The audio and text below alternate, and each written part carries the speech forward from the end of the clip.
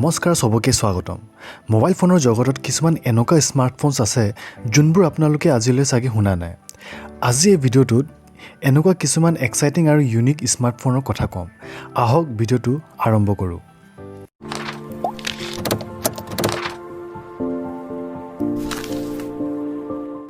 প্ৰথম মোবাইলটো এটা ইণ্ডিয়ান কোম্পানীৰ হয় আৰু এইটো এটা কেমেৰা চেন্ট্ৰিক মডেল আছিলে।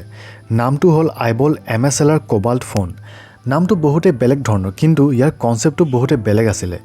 এই মোবাইলটোৰ কেমেৰা লেন্সটো ইণ্টাৰচেঞ্জেবল আছিলে, মানে আমাক যদি জুম লেন্স লাগে তেনেহ'লে জুম লেন্সটো কেমেৰাৰ ওপৰত ফিক্স কৰি ব্যৱহাৰ কৰিব পাৰোঁ। যদি ৱাইড এংগল লেন্স লাগে তেনেহ'লে ৱাইড এংগল লেন্সটো কেমেৰাৰ ওপৰত লগাই ব্যৱহাৰ কৰিব পাৰোঁ। এইটো 2015 বহুতে ভাল কনচেপ্ট ফোন আছিলে আৰু প্ৰত্যেকটা কেমেৰা লেন্স মডিউলটো বক্সৰ লগতে আহিছিলে। আৰু তেতিয়া এনেকুৱা প্ৰডাক্ট মাৰ্কেটত বেলেগ কোম্পানী নাছিলেই, কিন্তু তথাপিও এই ইউনিক কনচেপ্ট থকাৰ মোবাইলটো ইমান পপুলাৰ নহ'ল, কিয়নো আইবলে অপো ভিভো নিচিনা এই মডেলটোৰ কাৰণে ইমান এটা মাৰ্কেটিং ভালকৈ নকৰিলে। ছেকেণ্ড ফোনটো হ'ল কোডাক কোম্পানীৰ পৰা কোডাক এক্ট্ৰা। কোডাক এটা কেমেৰা বনোৱা কোম্পানী হয় আৰু 2016ত কোডাকে স্মাৰ্টফোন ইণ্ডাষ্ট্ৰীৰ প্ৰথম মোবাইলটো লঞ্চ কৰিছিলে। মোবাইলটো পিয়ৰলি কেমেৰা চেন্ট্ৰিক ফোন আছিল আৰু এনেকুৱা আছিল যেন এটা ডিজিটেল কেমেৰাৰ ভিতৰত এণ্ড্ৰইড অপাৰেটিং ছিষ্টেমটো ইনষ্টল কৰি দিছিলে। মোবাইলটো বহুতে বাল্কি আছিলে আৰু কেমেৰা চেন্ট্ৰিক ফোন হোৱাৰ পাছতো কেমেৰা ইমান এটা ভাল নাছিল আৰু বহুতে অভাৰ প্ৰাইচ আছিল। মিডিয়াটেকৰ X20 প্ৰচেছৰ ইউজ কৰিছিল আৰু ছনীৰ IMX 320 ইমেজ চেঞ্চৰটো ব্যৱহাৰ কৰিছিলে, কিন্তু তথাপিও মোবাইলটো নচলিলে। আমি চবে ভাবোঁ যে Xiaomiয়ে Mi Mix চিৰিজটো আনি বেজেললেছ ফোনৰ ট্ৰেণ্ড আৰম্ভ কৰিছিলে, কিন্তু আচলতে Mi Mix ফোনটো অহা আগতেই শাৰ্প কোম্পানীয়ে শাৰ্প একুৱাছ ক্ৰিষ্টেল নামৰ ফোন এটা লঞ্চ কৰিছিলে। তিনিটা ছাইডৰ পৰা এইটো একেবাৰে বেজেললেছ আছিলে আৰু দেখিবলৈ বহুতে ধুনীয়া আছিল, কিন্তু ফোনটো তেতিয়া সেইটো সময়ৰ বহুতে এডভান্স ফোন আছিলে আৰু দামো বহুত বেছি আছিলে। সেইকাৰণে মানুহে ফোনটো পচন্দ নকৰিলে। লগতে শাৰ্প কোম্পানীৰ ফোন ল'বলৈ নিবিচাৰে বহুতে, সেইকাৰণে এই মোবাইলটো সেইটো সময়ত ইমান নচলিলে। কিন্তু যদি তেতিয়াই শাৰ্পে অলপ মাৰ্কেটিং আৰু হাইপ বিল্ড কৰিলেহেঁতেন বেজেলেছ ডিজাইনৰ, তেতিয়া চাগে মোবাইলটো বহুত হিট হ'ল হয় আৰু শাৰ্প কোম্পানী যোনটো এটা জাপানিজ কোম্পানী হয় মাৰ্কেট গেইন কৰিব পাৰিলেহেঁতেন। যদি আমি কেমেৰাৰ কথা পাতোঁ তেনেহ'লে Nokia 808 PureView ফোনটো কেতিয়াও পাহৰিব নোৱাৰোঁ। যোনটো সময়ত মোবাইলত 5 মেগাপিক্সেল কেমেৰা অকল আহিছিলে, তেতিয়া Nokiaই 41 মেগাপিক্সেল কেমেৰা চেঞ্চৰ লৈ আহিছিলে প্ৰথমবাৰৰ কাৰণে মোবাইল ফোনৰ ইণ্ডাষ্ট্ৰীত। আৰু এই ফোনটোত অপটিক্সৰ ওপৰত বেছি গুৰুত্ব দিয়া হৈছিলে আৰু এখন ফটোৱে 15 পৰা 20 MB চাইজৰ ওলাইছিলে।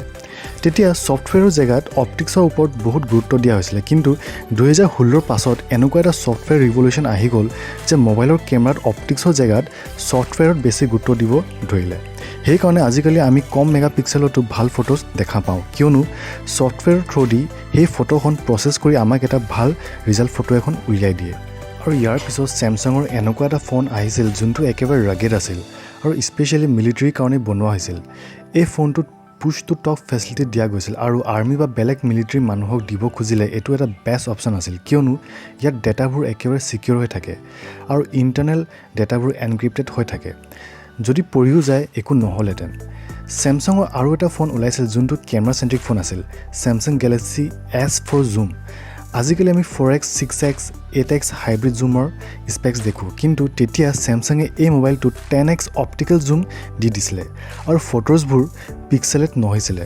কিন্তু এই মোবাইলটো কোডাকৰ এক্ট্ৰা ফোন নিচিনা নচলিলে ডিজাইনটো বেছি বাল্কি হোৱাৰ কাৰণে।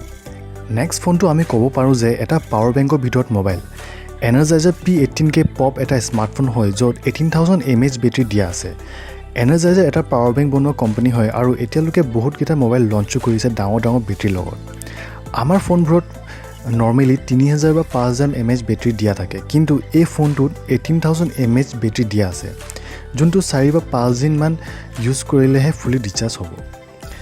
আমি যদি ছিকিউৰিটিৰ কথা পাতোঁ তেনেহ'লে এটা স্পেচিয়েল ফোন আছে ব্লকপুন কোম্পানীৰ ফালৰ পৰা, যোনটো এটা জাৰ্মান কোম্পানী হয়। ব্লকপুন ব্লেক ফোন 2 এটা স্পেচিয়েল ফুল ছিকিউৰিটি ফোন হয় যোনটো চাইলেণ্ট অপাৰেটিং ছিষ্টেমত চলে, যোনটো এটা এণ্ড্ৰইডৰ স্পেচিয়েল ভাৰ্জন হয় আৰু এইটো এনেকুৱাকৈ বনোৱা আছে যে আমাৰ ডেটাবোৰ ফোনৰ ভিতৰতে থাকে আৰু প্ৰিভেচিৰ ক্ষেত্ৰত বহুতে ভাল ফোন হয়। ফোনৰ ভিতৰত যোনবোৰ ডেটা আছে সেইটো আমাৰে হৈ থাকিব আৰু কোনো থাৰ্ড পাৰ্টি ছাৰ্ভাৰত আপলোড নহয় আমাৰ ডেটাবোৰ। কনচেপ্টটো বহুতে ভাল হয়, কিন্তু মাৰ্কেটিং নোহোৱাৰ কাৰণে মোবাইলটো লুপ্ত হৈ আছে। নেক্সট ফোনটো আৰু এটা কেমেৰা চেণ্ট্ৰিক ফোন হয় য'ত 16টা কেমেৰা দিয়া আছে। নৰ্মেলি আমি আজিকালি 4টা কেমেৰা দেখোঁ, কিন্তু LITL16 নামৰ এই ফোনটোত 16টা কেমেৰা আছিলে। এই ফোনটো 2017তে ৰিলিজ হৈছিল আৰু বহুতে লিমিটেড এডিশ্যন ফোন আছিল। আশা কৰোঁ পিছলৈ বেলেগ ডাঙৰ কোম্পানীয়ে এনেকুৱা এটা কনচেপ্ট আনে য'ত 16টা কেমেৰা দিয়া থাকে। আশা কৰোঁ আজি এই ভিডিঅ'টো চাই ভাল লাগিল। লাইক আৰু ছাবস্ক্ৰাইব কৰিব নাপাহৰিব। বাই।